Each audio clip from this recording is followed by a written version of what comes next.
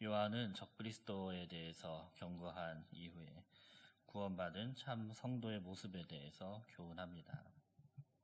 적그리스도를 분별해서 미혹당하지 않는 것도 중요하지만 우리가 하나님의 자녀로서 자기 정체성을 깨닫는 것이 더 중요하기 때문입니다. 우리가 누구인지를 깨달을 때 혼탁한 마지막 때를 더욱 분명하고 확신 있는 모습으로 살아갈 수 있습니다. 먼저 사도는 권고합니다. 1절 말씀에 보라, 아버지께서 어떠한 사랑을 우리에게 베푸사 하나님의 자녀라 일컬음을 받게 하셨는가. 우리가 그러하도다. 그러므로 세상이 우리를 알지 못함은 그를 알지 못함이라. 3장 1절은 2장 28, 29절과 맥을 같이 하고 있습니다. 주님의 자녀는 자녀다운 의로운 삶을 살게 된다는 맥락을 계속 이어서 받고 있는 것입니다.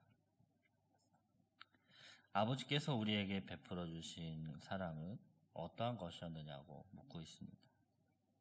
우리에 대한 하나님의 아버지의 사랑은 우리는 그분을 거부했고 그분께 죄를 지었음에도 불구하고 그분은 아들 예수 그리스도를 우리에게 보내주셔서 그의 죽음과 부활을 통해 우리를 의롭게 하시고 우리를 그분의 자녀가 되게 하여 주신 사랑입니다. 그 사랑으로 우리는 다시 태어났기 때문에 우리는 더 이상 세상에 속하지 않았습니다. 우리는 하나님께로부터 새 성품을 받았습니다. 이것은 전혀 세상의 정욕과 욕망에서 나온 것이 아니라 하나님의 의로부터 나온 것이기 때문에 하나님의 자녀들은 세상으로부터 나온 세상에 속한 사람이 아닙니다. 그래서 세상은 우리를 알지 못하는 것이죠. 세상은 하나님을 알지 못하고 하나님의 성품과 하나님의 길을 전혀 인식하지 못하므로 하나님으로부터 난 자들을 세상은 알지 못합니다. 이 3절에서 하나님의 자녀들의 특징을 이야기하는데 이것은 장래에 예수 그리스도께서 재림하여 나타나셨을 때 그분과 같은 형상으로 변화되는 것을 말합니다. 주님이 종말의 때에 다시 오시면 하나님의 자녀들은 지금의 이 불완전하고 연약한 육체와 그리고 죄된 본성을 가지고 있는 이 영혼이 부활하여서 예수 그리스도와 같은 완전한 육체를 얻을 뿐만 아니라 모든 죄가 다 사라지고 그리스도와 같이 완전한 성품을 가진 사람으로 변모할 것입니다. 그날에 더러운 죄악은 모두 사라지고 우리는 하나님의 완전한 사랑으로 가득 채워진 참 사람이 될 것입니다. 그때에 우리는 예수님과 함께 한 후사로서 하늘에서 그분과 함께 통치하고 다스리고 그러므로 더 이상 세상의 진흙과 같은 것들에 만족하지 않고 한없이 깨끗하고 아름다운 하늘의 잔치상에 머무르는 것을 기뻐할 것입니다. 그렇다면 이 소망을 가진 사람은 이 땅에서 어떤 삶을 추구하게 될까요? 자연스럽게 예수 그리스도의 깨끗함과 같이 자신을 깨끗하게 하는 삶을 산다는 것이죠. 우리를 구원하신 예수님이 누구시며 우리가 그분 안에서 어떻게 되었는지 그리고 앞으로 어떻게 될 것인지 그분을 보면서 그분을 묵상할 때 또 우리의 삶이 어떻게 될지를 기대할 때 3절 하반절과 같이 그의 깨끗하심과 같이 자기를 깨끗하게 하느니라. 이 땅에서 우리는 세상에 얽매이는 또 세상을 추구하는 삶을 사는 것이 아니라 주님과 같은 성결한 삶을 추구하며 살게 된다는 것입니다. 4절에서는 죄를 불법으로 정의합니다. 아마도 거짓 교사들은 죄를 과소평가하고 성도들이 죄를 심각하게 생각하지 않도록 미혹했을 것입니다. 이 당시 교회에 있었던 이 거짓 교사들은 영지주의자들로 추정이 되는데, 그들은 죄는 단순히 이 육체에만 관련이 있지, 이 죄는 마음과 영혼에 아무런 영향을 끼치지 않는다라고 가르쳤을 것입니다. 그러나 성경은 이런 견해에 대해서 단호합니다. 요한 사도는 말하기를 죄란 단순히 부정적인 것이 아니라 하나님을 향한 고의적인 반항이라고 정의합니다. 즉 죄란 율법에 어긋나는 것이며 하나님의 법을 깨뜨리는 것이며 하나님께 반역하고 불순종하는 것이라는 말입니다. 그러므로 죄를 단순하게 어떤 약점이나 실수로 치부해버려서는 안 됩니다. 죄는 기독교인의 가장 무서운 적으로 항상 촉각을 세우고 경계해야 할 대상인 것입니다. 예수 그리스도께서 이 땅에 오신 목적이 바로 이 죄를 없애고 마귀의 일을 멸하기 위해서였습니다. 그리고 그리스도 안에 거하는 사람은 범죄하지 않는다고 6절에서 말씀을 하고 있죠. 이 6절의 구절은 난해 구절인데 실제 우리의 모습과 다르기 때문입니다. 6절의 말씀을 다시 한번 읽어보면요. 그 안에 거하는 자마다 범죄하지 아니하나니 범죄하는 자마다 그를 보지도 못하였고 그를 알지 못하였느니라. 같은 의미의 구절이 또 9절입니다. 하나님께로부터 난 자마다 죄를 짓지 아니하나니 이는 하나님의 씨가 그의 속에 거하며 그도 범죄하지 못하는 것은 하나님께로부터 났습니다. 이 구절은 실제 우리의 모습과는 사실은 다른 모습을 말씀을 하고 있습니다. 하나님께로부터 난 자마다 범죄하지 않는다는 것이죠. 절대 죄를 짓지 않는다는 것입니다. 요한일서 1장 8절에서 10절 말씀을 우리가 이전에 보았는데요. 그 말씀과도 사실은 상반된 주장을 하고 있습니다. 실제 회심한 사람이 죄를 짓지 않습니까? 그렇지는 않죠. 성경의 예를 보아도 베드로는 예수님께 신앙 고백을 한 이후에도 예수님을 부인하고 저주한 죄를 지었습니다. 고린도 교회도 간음을 방치하고 또 주의 만찬을 모독하는 심각한 죄를 저질렀었죠. 계시록에 초반에 등장하는 7교회들이 있습니다. 그 교회 대부분이 주님께 책망을 받았습니다.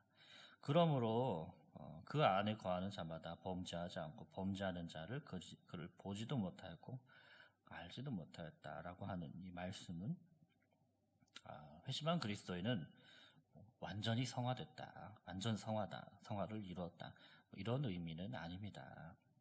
이 구절을 해석하는 학자들의 다양한 견해가 있는데 이를테면 그리스도인은 습관적인 범죄에 빠지지 않는다. 지금 이 구절은 같은 패턴의 죄를 계속 반복적으로 짓는 것이 아니다.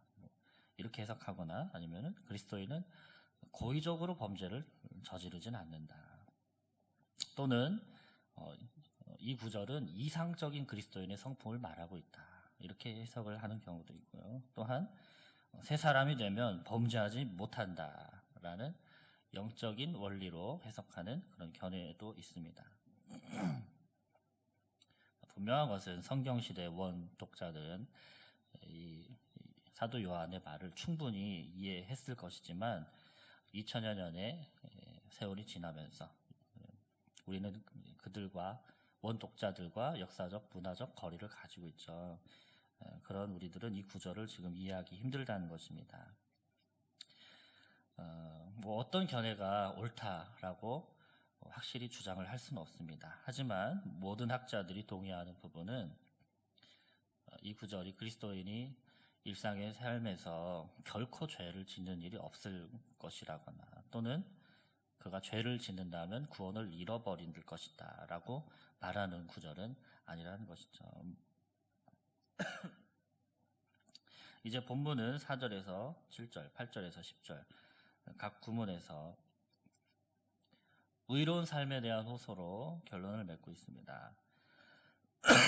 그 결론은 다음과 같습니다. 7절에 자녀들아 아무도 너희를 미혹하지 못하게 하라. 의를 행하는 자는 그의 의로우심과 같이 의롭고. 10절 이러므로 하나님의 자녀들과 마귀의 자녀들이 드러나나니 무릇 의를 행하지 아니하는 자나 또는 그 형제를 사랑하지 아니하는 자는 하나님께 속하지 아니하니라.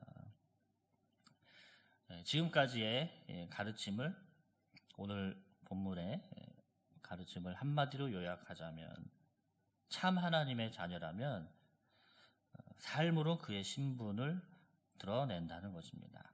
즉 그리스도인이라면 그 신분에 걸맞는 성품과 행동을 드러내야 한다는 것입니다. 요한이 성도들에게 정말 분명히 깨닫기를 바랬던 것은 어떤 사람이 하나님께 속했는가 속하지 않았는가 하는 것은 다만 신앙 고백의 문제가 아니라 그에게 그 증거가 있다는 것입니다.